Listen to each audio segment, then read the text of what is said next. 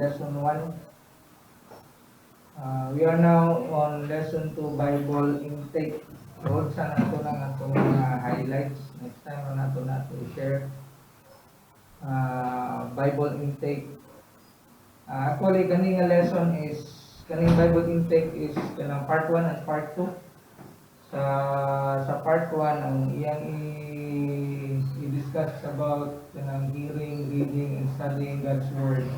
Then sa part 2, focus siya sa memorization of meditation sa Word of God. Now, ang central idea sa lesson 1 is, no spiritual discipline is more important than the intake of God's Word. Walay kaning spiritual discipline nga mas importante pa kaysa pag kaning intake sa pulong sa Dios. Walay substitute niani. Sumala pa sa gingon ni Christ sa Matthew chapter 4 verse 4.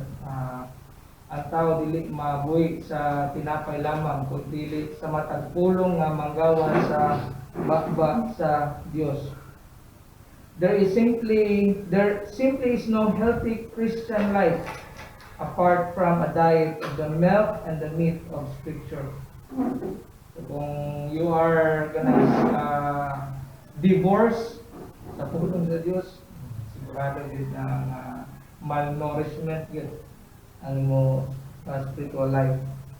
Bible intake is not only the most important spiritual discipline, it is also the most broad. Ang Bible intake, dili lang kay siya ang pinaka-importante ng spiritual discipline, gabi po siya kalapad, gabi siya ka-broad. It actually consists of several sub-disciplines. It's much like a university comprised of many colleges. Each specializing in a different discipline, yet all united under the general name of the university. Sagot pasabot ni Panani sa author.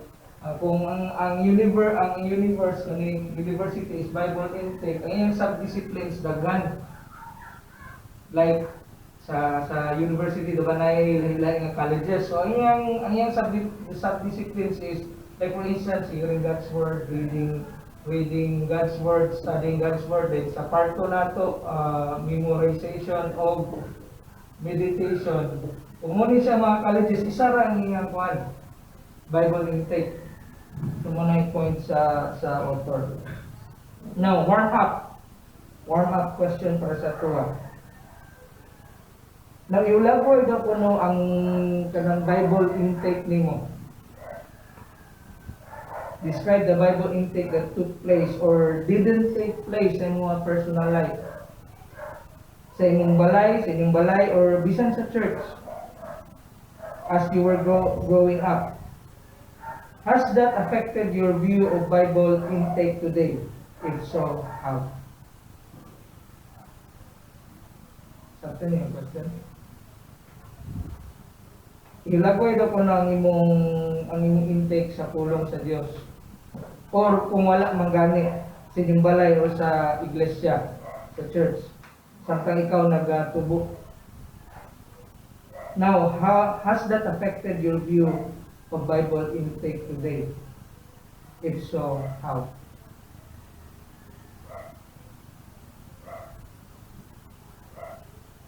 Kuha na itong question. Sa imo bang pagtubo, na-expose ba ka sa equinsan, sa pagpamati sa pulong sa Diyos, pagbasa sa pulong sa Diyos, sa pag-study sa pulong sa Diyos? Sukad sa imong pagsugod, buta na ito, pagsugod sa imong Kristohano, na-expose ba ka ni? Ano nga discipline?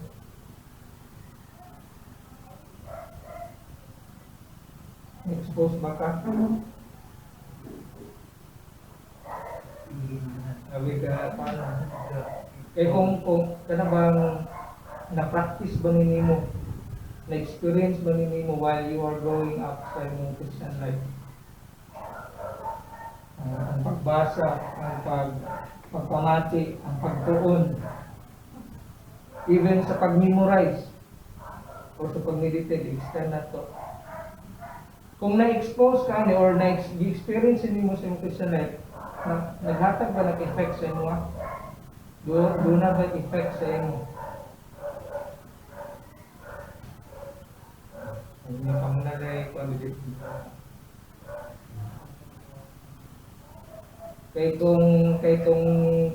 kung less ang imo kaming immersion sa tulong sa Dios through aning nga mga disciplines, doon na din ang epekto. Either kanang weak ang imong Christian walk or kanang grabe ka founded ang imong kanang spiritual walk diya sa Ginoo. Ikaduha nga warm-up question sa author, have you personal and your family, kung ikaw ninyo, have you and your family, if you are married, develop a consistent pattern of Bible intake? Consistent, quote-unquote, a consistent pattern of Bible intake. Consistent ba? Kasi o Bible intake? If so, sa inyo lang mind, if so, i-describe kung saan naghatag ang nag-difference sa mga kinabuhi. Inat, kung wala, what keeps you from developing such pattern?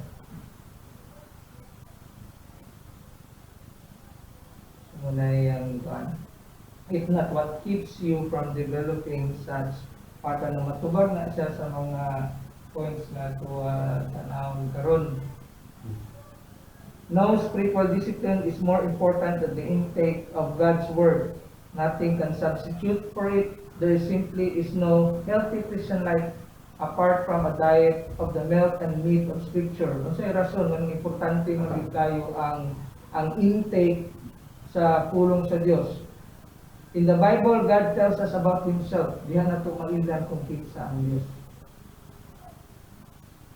And especially about Jesus Christ and the incarnation of God. Diyan na ito mailan kung kinsa si Lord Jesus. O kaniyang ang pagpakatao sa Diyos. Diyan po sa Biblia na ito makita ang balaod sa Diyos. O gipakita po diyan kung giunsa na ito paglapas ang mga mando o sugo sa Dios. Kunya diri pod gipadayag kung it also reveals how Christ died as a sinless, willing substitute for breakers of God's law. Diri pod nato makita ang provision sa kaluwasan nato gikan sa kaligugot sa Dios tungod sa atong paglapas sa mga mando ug kasubuan sa Dios. Si Christ ang mao atong substitute. And how we must repent and believe in Him to be right with God. Diri pod sa Biblia, diri nato mahibawan ang mga pamaagi o kabubuton sa Ginoo. We find in Scripture how to live in a way that is pleasing to God, as well as best and most fulfilling for ourselves. None of this eternally essential information can be found anywhere except the Bible. Kung gusto nimo mailan ang Dios, theology proper, naragyud sa Biblia. Therefore, if you would know God and be godly, we must know the Word of God intimately. Kung gusto ta nga makaila sa Dios, dili lang kay by intellectual assent, kundi experientially, sa gingon pa ni Pastor Ben, relationship, and be godly, we must know the Word of God intimately.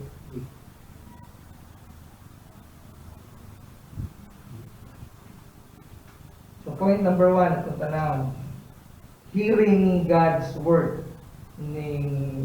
Under sa Bible intake nga subdiscipline, hearing God's Word. Muna siya, matod pa sa author, the easiest of the disciplines related to the intake of God's Word. Pinaka-simple simply by just hearing. Now, why consider this a discipline? Ano nga ito man i-consider na discipline? Because if we don't discipline ourselves to hear God's word regularly, we may only hear it accidentally just when we feel like it, or we may never hear it at all. Dapat i-consider nato siyang discipline. Kaya most of the time, sa ito, murag kanang grabe sa ta sa feel na ko feel na ko mamati sa pulong sa Ginoo. Mura bitaw kanang wala gi intentional nga kanang pagpamati sa pulong sa Dios. Dapat daw i-disiplina nato atong kagalingon nga pamation ang pulong sa Dios. Sa Luke chapter 11 verse 38 ingon si Christ, "Blessed rather are those who hear the word of God." 11:28. Yan ay ang sumpay and obey it. Pero saan mo pag-obey kung wala ka nagapamati sa pulong sa Diyos? Now, ingon author, merely listening to God's inspired word is not the point. The purpose of all methods of Bible intake, like hearing, reading, studying, is ang immediate goal is obedience. The purpose of all methods of Bible intake is obedience to what God says and the development of Christ-likeness. Ang iyang tumong is yung Bible intake for the purpose of godliness. Obedience to the words of God, to the commandments of God, and the development of Christ-likeness. Ang atong mga kinabuhi ma-conform, ma-transform into the image and likeness of His Son, the Lord Jesus Christ. Application. Kung sa may mga pamagi makita ato i-cultivate, ma-cultivate na to ang pagpamati sa pulong sa Diyos. Yes. Isa na sa kakuan. Isa na sa Oy, bato ni Amas na balay.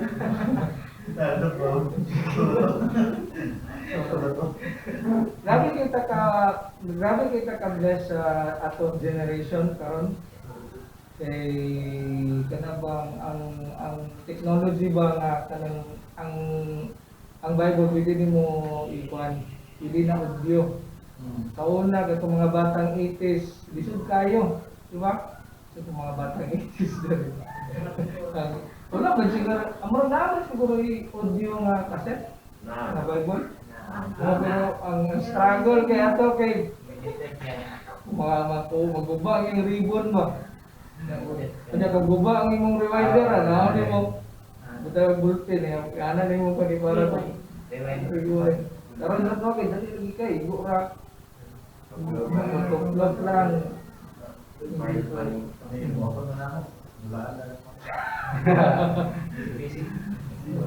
Grabe kay kamindot ang kuan ang audio. Kay sa nakay mo atong pili nimo makuan sa nakay mga busy ka, pili ka mamati sa pulong sa Ginoo kanang sa kanang MP3. Na ako'y kung gusto mo na-copy na ako'y copy sa ESV. Libre na siya. Libre na siya. Even ma-download din mo na siya free sa internet. Old ug new. Wala lang ko kabalo kung pila ka gig ang ma-consume. Basta kay old ug new. Pili ka makapili either dramatized or delete. Ang nakanindot from Genesis to Revelation. Sa ako personal na ako ESV nga copy mo po na kang mama. Kung nakaingon si Aljon na kung si mama, pwede good. Pero hindi na siya kapamati o kanakuan kanang audio. Wako ikaw kay kana bitong ano dito kana bitong wireless bitong nga kuan headset ay earbuds ba? Oo. Tapos ay magtrabaho lagi ka. Ang balo si manager. Ino rin pa dito. Bindot kayo. Grabe ka kuan kanang sa ako personally kapamati ko audio si katay saksi mo gina kay Aba yung kwarto, pamati lang sa kanang kwan, sa audio ng kwan, ESB. Kanya, another, kung wala mo gabi ko to, kung wala may gadget, kung wala may kwan. So, importante po ang kanang kwan, kanang scripture reading. Na yung person na mag-read, then umatik ka sa nagbasa. Wala mag-ikoy sa iluwa ko, kaya kung makuha na example sa mua, kanang dili mo kay ko Bible study kang daday nga kanang kuan na yung mga points nga mag-highlight na ko sa mga ibasa. So usually gid sa mong devotional, ang devotional puli-puli ni og kuan kanang basa. Puli-puli ko ni pray. Karon namong ang human na namo ang Book of Psalm, nami sa Book of Proverbs, magkuan mi siya kung ipakita na basa lang ako na to'y mamati. Ati ko sa pulo sa Ginoo din. Sunod ako nakapod magbasa, siya na to'y mamati. Hayden mi hayden mi magkuan sa mga prayers. Nga na po kung wala man gani wala kay gadget, pwede kung na kay partner mag-take turns mo sa kuan. Or kung na kay partner mag-take turns mo sa pagbasa. What? Ano man, faith cometh by hearing and hearing the word of God.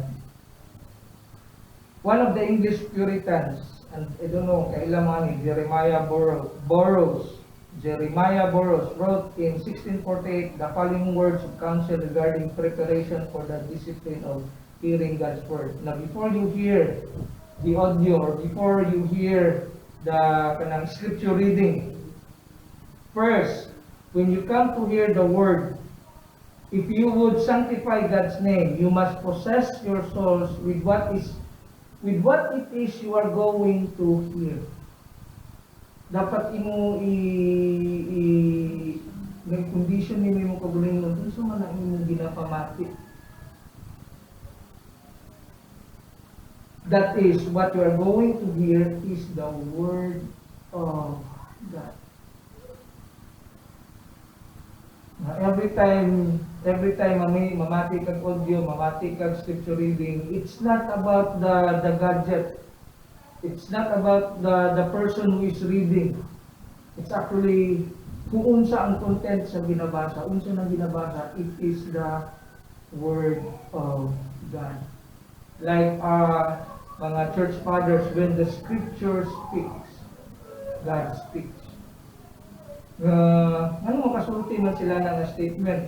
Kabalo sila nga ang pulo sa Ginoo nga imong madungog while being read or being played sa MP3. It is the word of God. It is God Himself speaking through you, through sa iyang mga pulong. So discipline ourselves in sa pagpamati. Are we exposed or are we experiencing that discipline?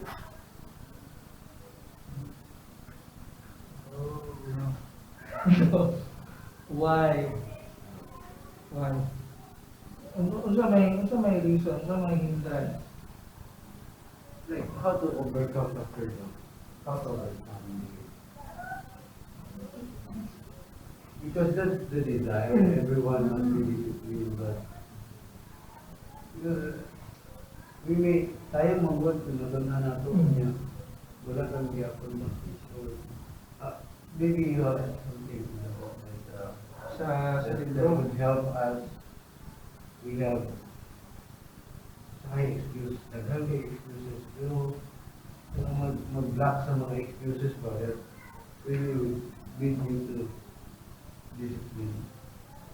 Kaya nasa next point din i-discuss or diri na sa reading. So i-incorporate lang nato. Okay. So proceed sa ta, iyan ang ikuan saon. Reading God's word, diri na punta sa reading. So nakasabot ta sa hearing ang example like pamati mga audio or kanang mamati ta kanang kuan ng scripture reading. Saya gani kanang ato scripture reading sa church, so saya ato lang ko na part lang sa kanang seremonyas ba, part lang siya sa kanang kuan liturgy. Pero dami na kibutan mo ng time nga kuan, mamati ka sa ulong sa Ginoo.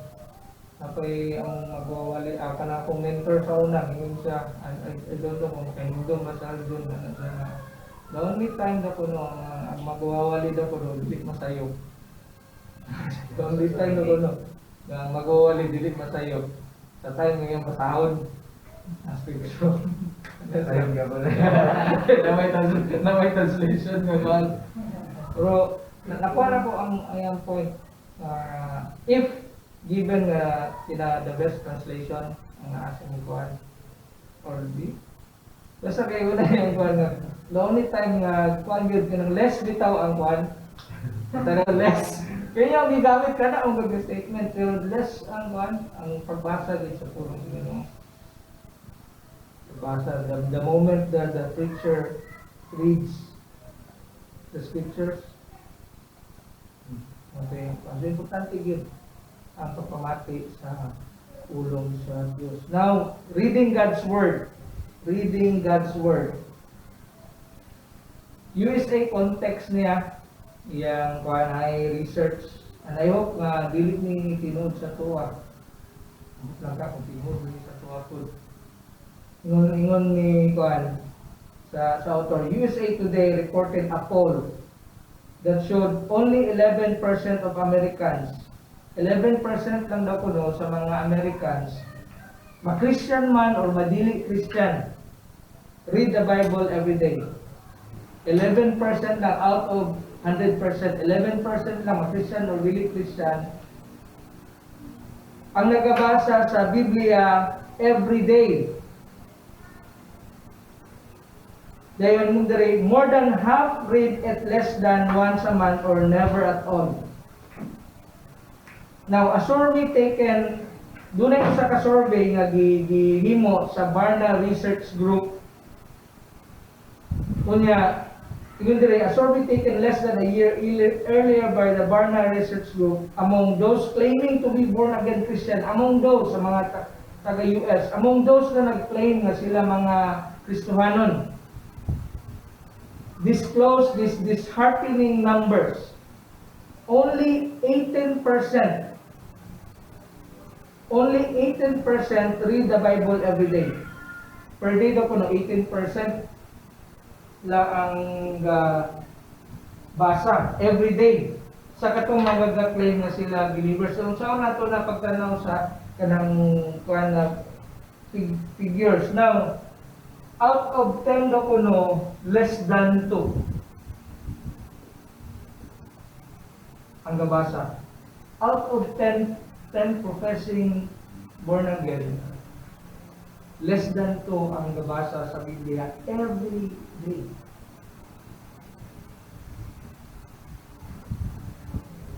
Dayon, almost 1 in 4 professing Christian say they never read the Word of God. So almost sa upat na kuno, usaan na wala din makabasa sa pulong sa Diyos. Kung sa iyang gina-emphasize, even sa realm sa mga ga-proclaim or ga-claim na sila mga believers, imagine na out of 10 sa US, less than 2 ang nabasa every day. Na ito ibalik sa 2003. Pareha ba ang ilang situation sa tuwapon? Are we reading our Bibles every day? Ano ito sundan sa tuwa? Are we reading something else other than the Bible? Even ganun sa realm sa mga theologians, sa mga kuan, I'm not saying na dili wrong ang pagbasa sa mga kuan, sa mga libro na katong mga authors nga itong mga gila, because these people are illumined by the Holy Spirit when they studied scripture. Ila din i-share kung sa ilang mga insight, kung sa ilang mga learnings through publishing these books. Pero if we put it on a scale, which is much weightier to read, the Bible or this book? Ano pa Spurgeon visit sa to? Pag-visit of books, mga theology books, pero pag-dwell sa Biblia. How much time do we spend reading scriptures? Sa kadlaw. Hearing God's word. Sa isa lang kadlaw. Kung tinod mo mayong kalami ang pulong sa Ginoo, when you say nga lami ang pulong sa Ginoo, it implies na you are always eating that because gabi na siya kalami. How can you say lami kung you are not consuming that? Diba? How much time do you spend? You know the answer to that. At kung sa ilang kuan, ga-reflect ko na sa kuha ko diri. Kung sa ilang weaknesses mo ko nakita.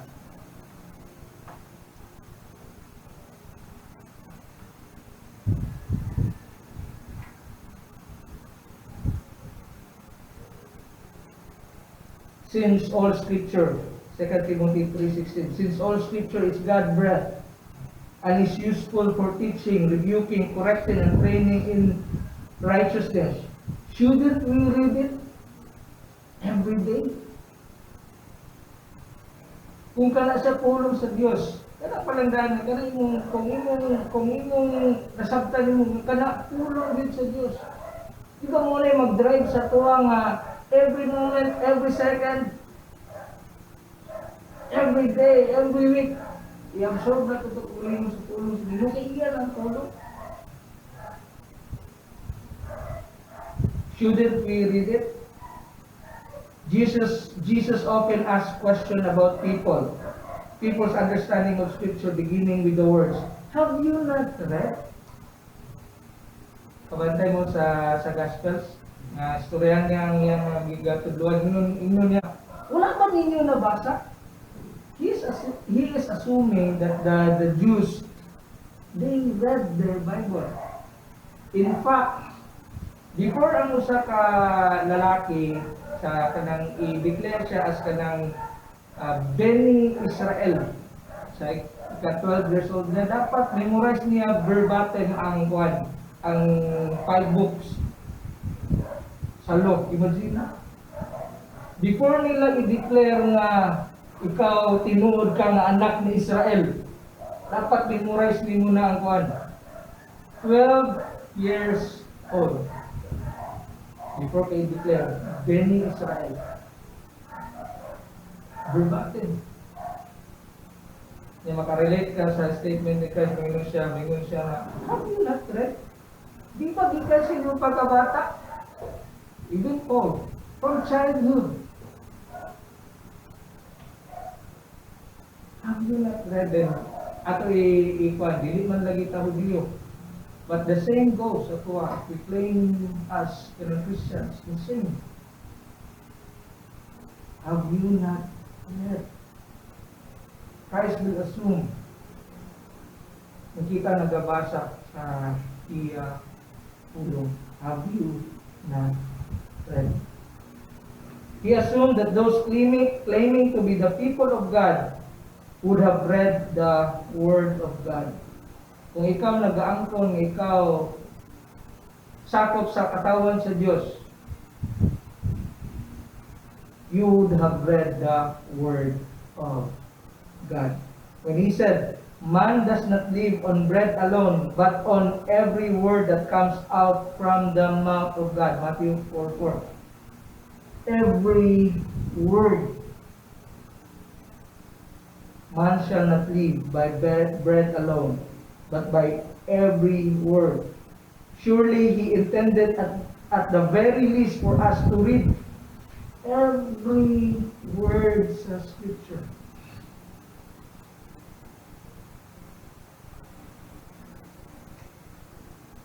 Now, here are 3 most practical suggestions. Muna itong question ni Kwan. Ipasugan niya. Atong i-incorporate o apel to sa Bible Kwan reading. Or sa Bible, kailang pag-hear. Hearing the Bible. First and foremost, find time. Imo gid mag-set gid ka og time nga imo magbasa ka sa pulong sa Ginoo. First, find time. Discipline yourself to find the time. Dagan mo kita kuan, dagan mo kita kanang mga distraction. Diba? Dapat intentional gid ka nga dapat kani nga oras mamati gid ko or magbasa gid ko sa pulong sa Ginoo. Make time sa pagpamati o sa pagbasa sa pulong sa Ginoo. Now, in relation sa reading, secondly, find a Bible reading plan. Bible reading plan. Kabalo mo sa Bible reading plan? So, I think naaman na sa na yung mga apps na may reading plan sa Google, sa Play Store na yung mga Bible reading plan. Ang inyong One Bible na even mga Bible na sila yung reading plan. Tanaw ganyan, kanang nasbik na reading plan. Inyo lang nasundon. Dapat may disiplinado ka nga hindi magpapag ka mag-set time. Kanang time mo ginabuhaton kung time na nga magbasa o mamati mo ginang kuan. Ang intentional gid ba? Nga regardless o kung sa imong debate, you feel like reading or hearing or not. Imo gid i-kuan na, Lord.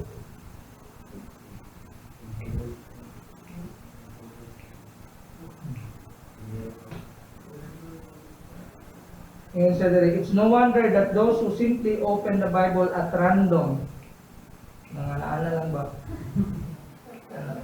Sa imong kabubuton sa kuha, Lord. Sana po, Lord. Pati daw, kay Inyan ba, na-share siya na na-reading niya ang Bible. Is it true? Okay. So, can you also share kung sa iyong Related sa katong first question ni Pastor John na atong bata pa ka, dun sa kapag-ikip, nasa yung training para ko so ako kasi pag bata pa ko, wala din katulo na ko sa properly ang pagbasa sa Bible. Pero pag ko na yung Bible, so ang first ako ng Bible daw, hindi ako blue dito na video. Ganit na ko na ako basa din, everyday, 1 chapter a day. One chapter a day? Oo. Pero kuha na siya ka ng tago-tago na pa ito kayo. Okay. Nandito na kayo ng bata ko. Tago-tago na ito. Kaya, bilit mo, wala ba na siya first na nandun sa katong step-by-step pagka na-introduce na ko anong gospel. So yung reading siya pa, kaya mura siya 1 to 2 chapter a day. Okay. Balik-balik lang din. So, So, nahimo na new- siyang habit kadugayan As an imitate or from old to conjure? Kuan, Genesis first to- kay, ako naandan kay New Testament to Matthew unto Revelation, kay ang magugida, paano na church sa una kay pero na ilang focus. So kapag sabot na ako sa restaurant ko sa college, dito naman importante ko yung Old Testament. So gigalit na sa ako after galing na church ko ay. How does it affect you sa inyong walk? Kuan ka, kanang lahi naman din. Importante siya hearing reading mas pero ang pinaka-importante din nag-struggle dito even until now kayong studying. Kaya dili ko kabaloon sa siya properly pag-listen. Kami nga na, adjusted at sa kaya na. So, usapan siya sa character, pero in short, dapat balance tanan. Dili pwede hearing lang, reading, study, and overall dapat comprehensive po ka. Kaya na yung hearing ka, ang lulupot mo. So, I know also a person, and naging diri sa itong pili ko na ito siya pa-share. He has read the scriptures 5 times. 5 times. Like, from Genesis to Revelation. And how does it affect your Christian life, Father Angel? Tawa lang. Bitaw, kasabtan yun ako ng struggle dito ng makita ka time. Kung nasatanan ka ng madalang huwag ka sa yung palibot pa, like, ang culture niyo kay iba, diba? Sa dito niya ako. Murag kuha na lang ko, madamay na lang lugar ko. Yan, makubos ko. Pero at that time, kapuyon ko, kamundan lagi ako. But not until realize ni mo nga, holy ng Diyos. Holiness ng Diyos. Kunya, sabi kay ka-privilege niya, kanang nagpadayag siya sa imo iluwas ka niya. Sustain ulit. Sustain din mo ang pagbasa. Bisag kuan 10 chapters a day pa. Gusto mo ka makaila siya. Labi na ka na itong mag-pray ka. Pag umani mo pray, basa rin ka. Mula nagstorya ba? Ang Lord na hindi ka rin. And then ang effect sa kuan, ang practical din na makashare kita sa gospel way. Ako ni try to because sometimes ang reading plan dili mag-work. Very forceful kayo, murag kay naa siya kuan ba daan sa uban mag-work, inana sila na inana. Pero sa uban hindi mo pareha ang tao nang nagdilita. So siguro sa makaya if you read 10 chapters a day, so 2 chapters, if you can read 1 paragraph, meaning ang pagbasa niya sa Bible, hindi siya lumba. Yeah. It's a matter of how you understand. So, sa imong pace, dili siya nga, dapat 1 year gida. Murag, kuan mo gida. Pero ang kuan lang is, regardless kung sa kadaghan mo nabasa, sa pila na chapter, As long gamay lang, everyone is day. free. Kumain mo everyday. Ako gani, di ko kalawtay tagas. Ang akong ginahin mo, verse. And then sa verse pag galing mo ko word, ako rin ay nagsasalit. Ano ba? Muragi, paano ko ako na, dugay ko ka sa mo. So, dapat na, paano ko, magiging. And then move na po. Dugay rin, very lagi. Ang nag-share po ang author, ang pinaka-struggle with sa kuan, from Genesis to Revelation, kunya basahon nimo siya straight. Sugod sa Genesis, okay pa. Tulog, Ito, ingon sabi, dirigi ka mapatay. Dirigi ka sa Leviticus, even pag kanang mga Leviticus, Numbers, kapag yung mga number na sa kanang tribo bitaw, wala na dito, patay na kasi ito. Kuhan ka, kami yun, ingon ni Whitney, isang kita pa kay pag-abot na dira, na kuhan, muna yung sa idea, gid malangsang ang gastride nga kanang iyang street on Genesis to Revelation. Ang iyang i-advise, nga akong i-apply karon, sulayan ako ka-apply karon, ala siya, basa siya by category. Ayaw siya gamira everyday. Basta mo siya by category. Like, di mo man na, para malikayan mo ning diri ka ma-drain bitaw. Focus rin mong kuha na itong, may mong timanan na itong mga numero. Diba? So, lineage na yan sa mga linis, mag-liso na magkuhan. So, ang iyang kuhan, ang iyang example, per category, 3 chapter. Per category, 3 chapter. Like for instance, sa history sa Israel, sa kang 5 books of Moses. So, diyan lang Genesis to, sana? Butang na to sa history sa Israel, itong 5 books, history. Per day, bisag kwan lang, 3 chapters lang. Sugod sa Genesis, sa 5 books. Dayon, ay dili, ang kwan din sa law. Dayon sa history, kung mag-start sa history sa Genesis, ang katong pagsugod kang Joshua, history sa Israel. Magsugod kang Joshua, kutob sa katong kutob sa Kings, sa Chronicles, Joshua to kutob. Dayon, musunod din ka sa writings. Itong mga poems or poets or writings. Magsugod kang Ginsa? Kang Job.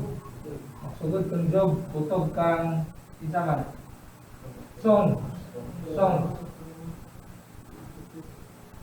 Dayon, ang isa pud ka kategory, ang kato dayong major o minor. Lang sa prophets. Mag-start ng Ginsa man sa prophets. Isaiah, kutob sa Malakay. Ang iyang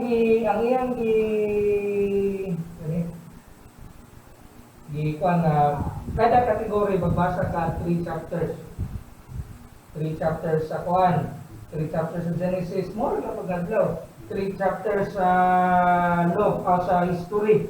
Sugod ka kang Joshua.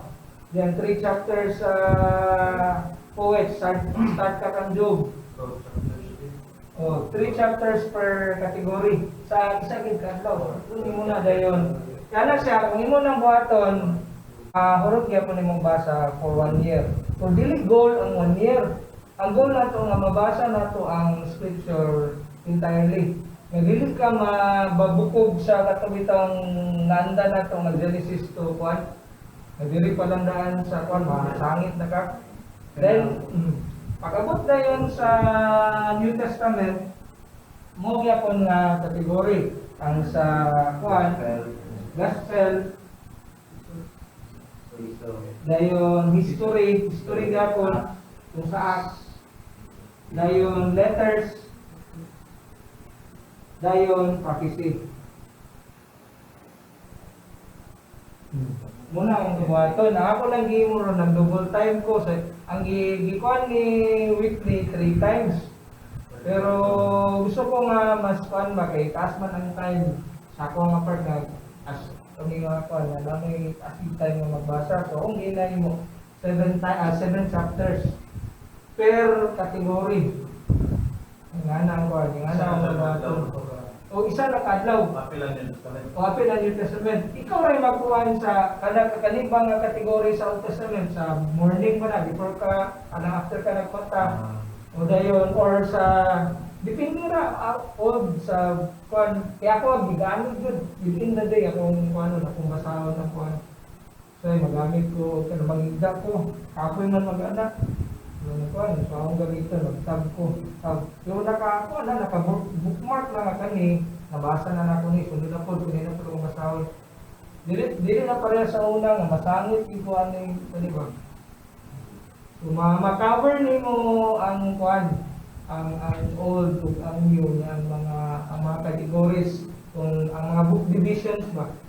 Mga kuan ni mo. So ako nang gi-apply. 3 chapters lang 3 chapters ang gi-recommend ni Whitney. Kung imo nang buhaton, mabasa nimo for a whole year. So kung butang nato 7 chapters per day ko sa kada kategory, human ako siya, dili pa mahuman sa katuig. Half pa lang dahil human na. Sobra man, 7 chapters good. Human na yan. So, one Iyaran niya kung unsay wala gyud no. wala yun. How you read the Bible. Command is you must read the example Bible. lang. So Aljon murag I like sayang approach personally ha. Kay naa siya presupposition ba? Like naa siya worldview that God is holy. Yeah. He is worthy to be believed. And that motivates you. He is revealing himself when you read murag tada na one day ako imong ko na ay read na ko murag pero tiluya kaya pero kung kani dapat dili basahon kay mo ni pinaka most worthy person nga dapat mabasa na to that worldview. So kung ibutanan nimo wala question dia bisan unsa pa nakadraging bisan unsa pa And you take time sa mga names. Kaya part na sa iyang pag-review sa iyang kamalingon. Every word good. O, maingon ka, kaning name dire. Naman ni Kwan, anak ka. Pero, that's part sa iyong pag-review sa okay, dito man. Mag-pray, marag, ingatan nga motivation ba? So, mas, depende sa approach. Depende, wala yung law. Wala yung law. Mas guwapo kung nakakay Kwan. Ako personal na presupposition yun. Pero may ginasa, when the scripture speaks, God speaks. Mo ginay presupposition ako nga. Every time I hear, every time I read, it is the Lord speaking. When every time I read, the Lord is speaking to me.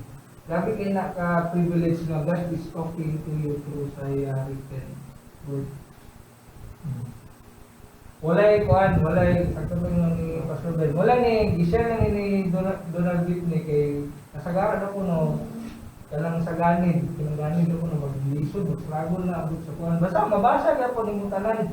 Pero at least kana bang nakay makutlo sa katong sa by category ba.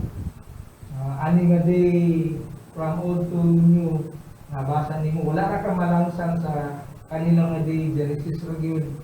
Pasalo lang yun, ano na yung ikuan na ma-learning mo si Christ, ma-learning mo ang history sa church, mabasa rin mo ang kuan. Kami lang excited mo, sa Revelation, wow! Mabasa ka mo din mo Revelation ba? So, exciting tayo kay tanan siya kategory mo ibasa per day, 8 times. So, sa ako personally, grabe siya kakuan siya ng dati wala ra ko nalang sang dirira na kon dirira na area tanan alos tanan mga makaver gid ba Ang siya po gamay ka ng gid na nga one gid nga dapat mas ilig kita diri ilig ko daw basa libro. So basa libro Bible. Ana gyud di ba? So kino gid ang Bible. Siya lang mo gamay sa kana kung kwan or kanang wala experience lang pud sa kana nito mag-book reading ta. Usually, kung magpupreading ka like sa mga author society, na-take na ito siya ng murag mo din yung tinuod ba? But actually, at the back of our mind, kapuan day taday, ka-critic di tala. Ka-critic ta, ginaway na ito, gina-consider na ito, ginabasa. Diri dayon ako personally, ma-propel ko nga magbasa sa Bible. Kung tinuod ba nila itong story? Labi na ganat ito ang type, for example, ang libro kay about siya sa providence sa Ginoo. Yan, sige sa po itong mga Old Testament. Then ikaw po dahil yung sa mong part mo ron, hindi ka ano yun, tapi uyos na bagay, especially wala nila makuhan, wala nila makonsider ang context. Abot na yun sa kuhan ay Bible reading, abot ka Old Testament. Laras ni mo kuhan, basa ni ano, yung ma-appreciate ba, alam, tinuod gini ay. Nya mapar po nimo nga night time mabiskot. Mabiskot. Mabiskot ba wala sa tungod sa kay na kuan ka nga magbasa contextually. Makuha mo nga ang author nagamit siya sa text nga wala niya gi-undermine niya ang context sa passage nga iya lang gi-impose ang iyang point, ang text mo sa iyang point sa iyang libro. Ay mga dako tabang ang kuan din. So far personally kani tanan sa imong experience sir ba kay by category man.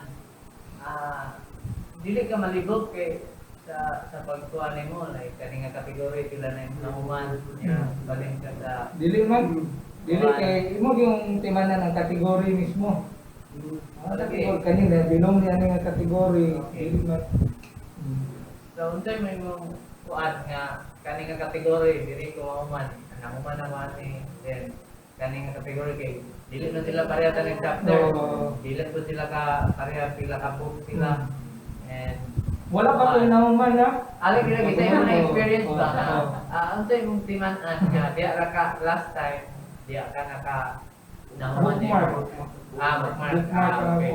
bookmark or kanang kuan kanang kung sa kuan ako mong timan ba 7, 14 ang by chapter niya tumanan ako ang mga kuan 7, 14, 21 ano ba akani dili pero ang kuan sa ako bookmark wala ka bookmark oh wala nabi bookmark sa kuan naman gud ang sa Nasby man gud na si bookmark sa tab kung sa tab ang ako pong bookmark sa Bible kuan kana kong pilon. Pilon like for instance kung diri nga part ang kuan half akong pilon ani. Pero nga pa ko diri akong i-full og pilon. para matimanan ako kung ako nagkuhan ako nag-end. Nakasagari nga na old kong kani. Pero kung ko na bookmark sa Nasby magud na app no pidira nimo kaning ko diri. So pag-ana na ako tanaw na ko ang list sa bookmarks kabalo ko kung adiri na ko. Igura to na ako tutukod gawas din siya. So basa na ko to.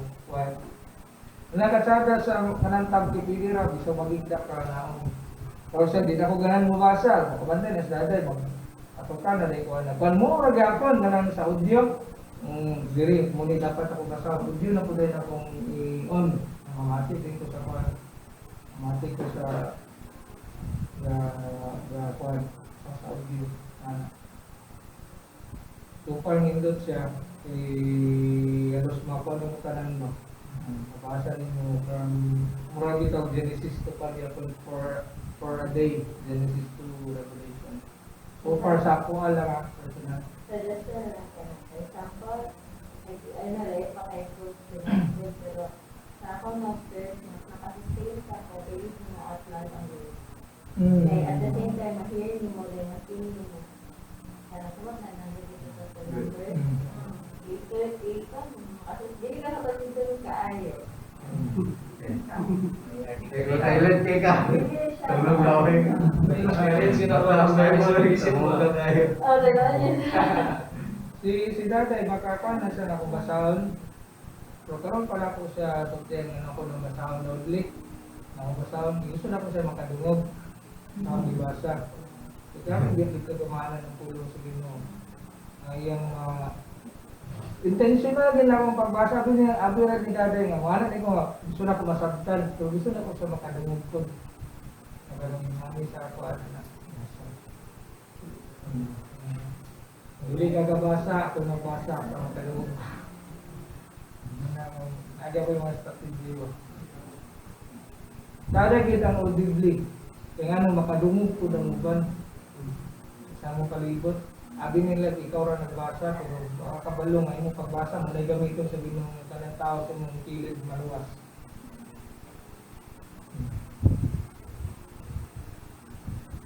So muna, first find time, second find a Bible reading plan that suits you, dili lumba, imong pa ni Pastor Ben, dili ni siya lumba, ang atong goal is kanang everyday magbasa ta sa pulong sa Ginoo.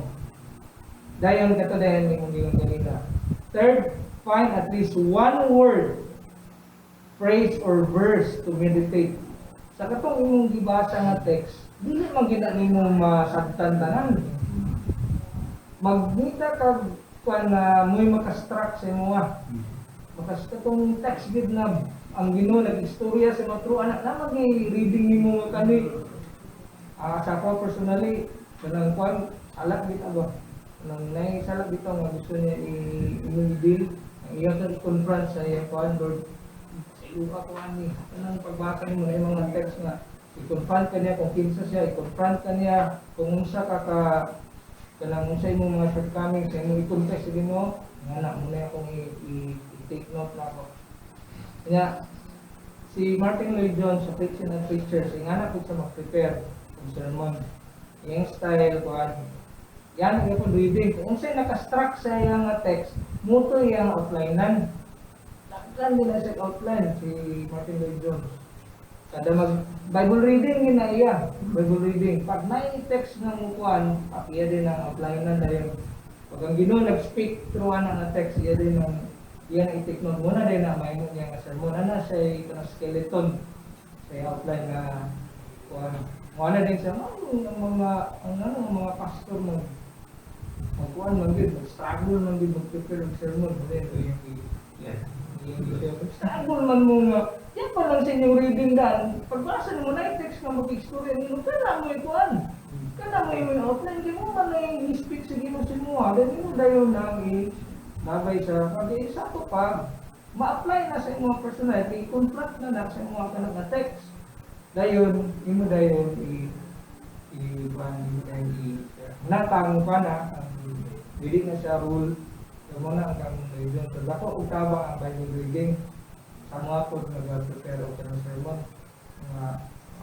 pag mag-speak na siya kato inyong i-meditate muna po dahil ito yung outline muna yung i-share So third, find at least one word, phrase, or verse to meditate on each time you read. So kani siya nga portion, kaning third nga kaning mag-meditate, mas maipasabot ni siya sa part 2 sa Bible intake, memorization of meditation. So, template na. Next time na lang study. Next time na lang studying God's Word. Ito ni i-discuss this coming Sunday. I hope and pray nga kuhan, natay na kuha nga insight to ani na material and ato ma-apply sa ato kuhan.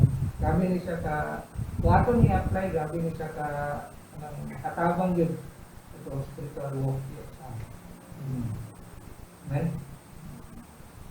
Questions? Let's pray. Father, thank you so much, Lord, for your steadfast love, O God, that endures forever, Lord, na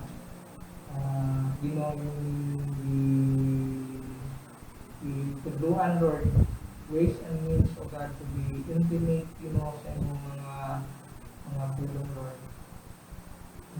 Lord, dili may ma-enjoy, kung dili tungod, Lord, sa inyong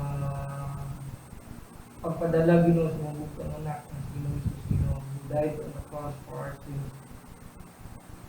Tungod sa imong blood work, Ginoo, kami naka-benefit, O God. Ang imong tulong among madungog, ang imong tulong among mabasa, ang imong tulong among matunan.